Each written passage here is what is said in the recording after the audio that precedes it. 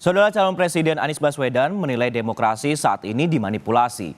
Namun berbeda dengan Anies, Ketua Umum Partai Golkar Airlangga Hartarto menyatakan pemilu sebagai perwujudan demokrasi kali ini justru mendapat pujian internasional. Melalui sambungan telepon dalam acara Demos Festival di Jakarta, Anies Baswedan menyebut praktek demokrasi saat ini berbeda dengan 25 tahun yang lalu.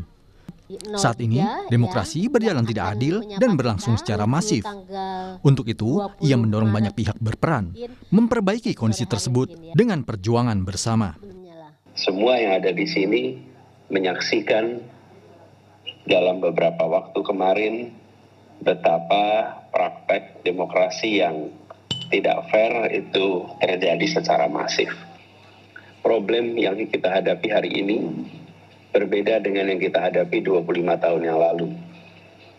Problem yang berbeda yang dihadapi di era pra-Orde Baru.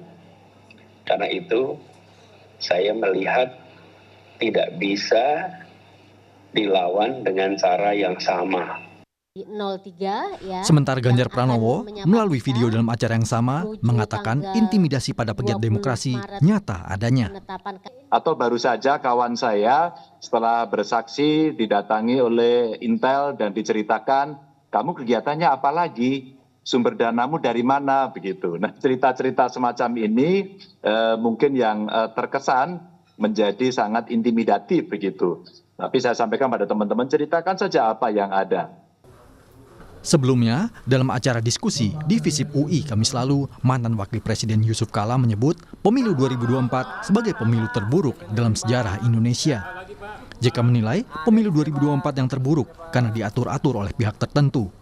Ia khawatir jika terus berlangsung, Indonesia bisa kembali ke masa otoriter. Bagi saya pernah mengatakan ini adalah pemilu terburuk dalam sejarah Indonesia tahun 25. Artinya adalah ini orang yang mampu, orang pemerintahan, orang yang punya uang. Masalahnya, ya apabila sistem ini menjadi suatu kebiasaan, maka kita akan kembali ke zaman otoriter.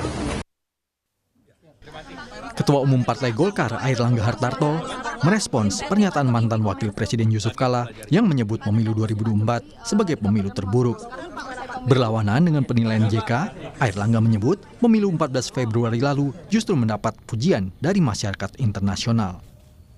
Pemilu ini kita mendapatkan perhatian internasional dan ini pemilu yang diikuti oleh lebih dari 200 juta dan berjalan secara aman dan tertib. Jadi tidak banyak negara yang bisa melakukan itu. Jadi kita mendapatkan apresiasi dari berbagai negara, termasuk dari kemarin dalam KTT ASEAN. Hampir seluruh negara di ASEAN dan juga dari Australia mengapresiasi. KPU akan mengumumkan hasil pemilu tanggal 20 Maret mendatang. Apabila ada pihak yang keberatan dengan hasil pemilu, bisa mengajukan gugatan sengketa pemilu ke Mahkamah Konstitusi paling lambat 3 kali 24 jam sejak KPU mengumumkan penetapan hasil pemilu nasional. Tim Liputan, Kompas TV.